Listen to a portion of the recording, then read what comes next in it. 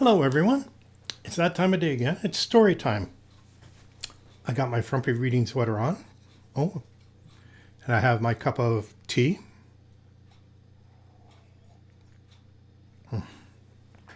I'm ready.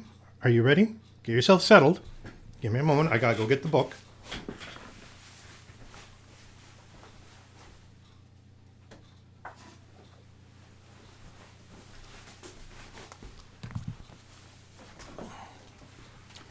Get my reading glasses here. Okay, let's see what we got. Today I'm reading a book by Robert Munsch. He's one of my favorite children's story writers. And the book is called Purple, Green, and Yellow. It always puts a smile on my face. So sit back and let's get started.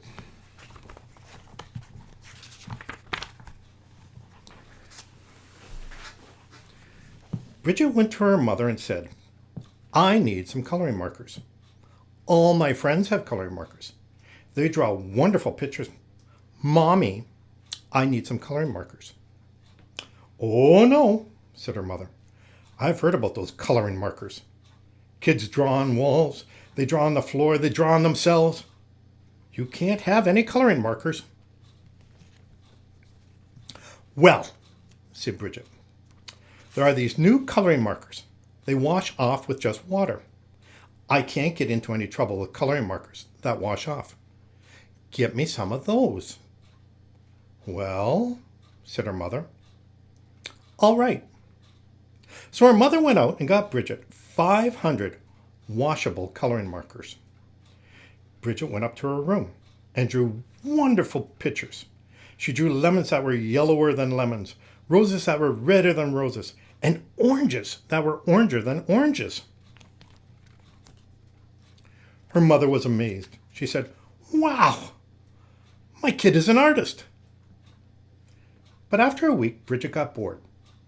She went to her mother and said, "Mom, did I draw on the wall?" "No," said her mother. "Did I draw on the floor?" "No," said her mother. "Did I draw on myself?" "No," said her mother.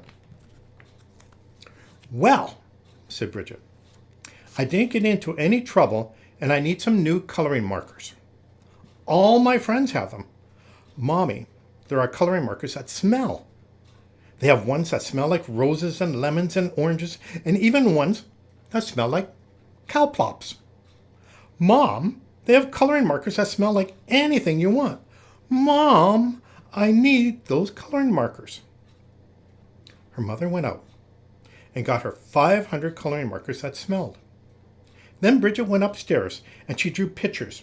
She drew lemons that smelled like lemons, and roses that smelled like roses, and oranges that smelled like oranges, and cow plops that smelled like cow plops. Her mother said, "Wow, my kid is an artist." But after a week, Bridget got bored. She said, "Mom, did I draw on the floor?" "No," said her mother. "Did I draw on the walls?" "No," said her mother. "Did I draw on myself?" "No," said her mother. "Well," said Bridget, "I need some new coloring markers. These are the best kind. All my friends have them. They are super indelible, never come off until you're dead, and maybe even later coloring markers. Mom, I need those." So her mother went out and got 500 super indelible, never come off until you're dead, and maybe even later coloring markers. Bridget took them and drew pictures for 3 weeks. She drew lemons that looked better than lemons, roses that looked better than roses, oranges that looked better than oranges, and sunsets that looked better than sunsets. Then she got bored. She said, "I'm tired of drawing on the paper, but I'm not going to draw on the walls, and I'm not going to draw on the floor, and I'm not going to draw on myself. But everyone knows it's okay to color your fingernails. Even my mother colors her fingernails." So Bridget took up purple, super indelible, never come off until you're dead, and maybe even later coloring marker, and she colored her thumbnail bright purple. That was so pretty. She colored all her fingernails purple, black, and yellow. And that was so pretty. She colored her hands yellow, green, and red. And that was so pretty. She colored her face purple, green, yellow, and blue. And that was so pretty. She colored her belly button blue. And that was so pretty. She colored herself all sorts of colors, almost entirely all over. Then Bridget looked in the mirror and said, "Ah, what have I done? My mother is going to kill me." So she ran into the bathroom and washed her hands for half an hour. Nothing came off. Her hands still looked like mixed up rainbows. Then she had a wonderful idea. She reached way down into the bottom of the coloring markers and got out a special colored marker. It was the same color she was.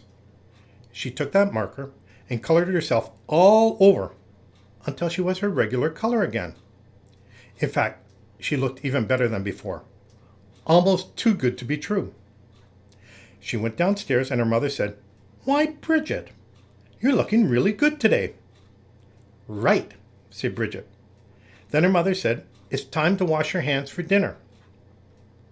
But Bridget was afraid that that special color would not stick to the colors underneath.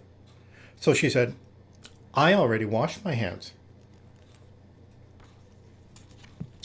But her mother smelled her hands and said, "Ah, no soap." She took Bridget into the bathroom and washed her hands and face. All the special color came off, and Bridget looked like mixed up rainbows.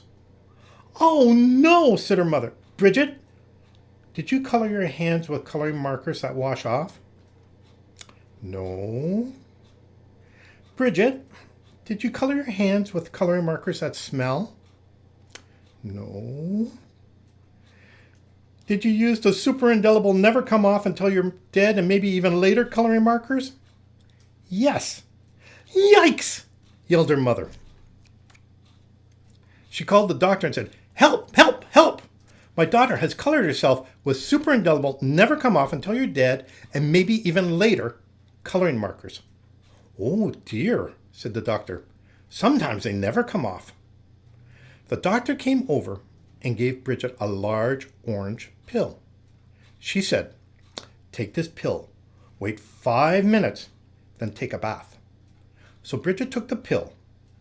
She waited 5 minutes and jumped into the bathtub. Her mother stood outside the door and yelled, "Is it working? Is it working?" "Yes," said Bridget. "Everything is coming off." And Bridget was right. Everything had come off. When Bridget walked out of the bathroom, she was invisible. "Oh no," yelled her mother. "You can't go to school if you're invisible. You can't go to university if you're invisible. You'll never get a job if you're invisible. Bridget, you've wrecked your life." "Don't worry," said Bridget. She ran into her room and got a special colored marker and colored herself entirely all over until you couldn't tell the difference. In fact, she looked even better than before. Almost too good to be true. But her mother said, "Bridget, you can't go through life like that. You're just a picture.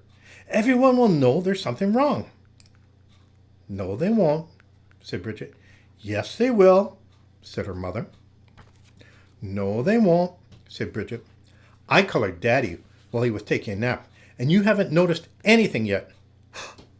"Good heavens!" yelled her mother, and she ran into the living room and looked at Daddy. He looked even better than before, almost too good to be true. "Doesn't he look great?" asked Bridget. "I couldn't even tell the difference," said her mother. "Right," said Bridget, "and neither will he, as long as he doesn't get wet." The end. I hope you enjoyed that, but that's the end of the story. It was Robert Munsch who wrote Purple, Green, and Yellow. Thank you for listening. Be kind to each other. Take care of yourself. And I'll see you tomorrow. Bye now.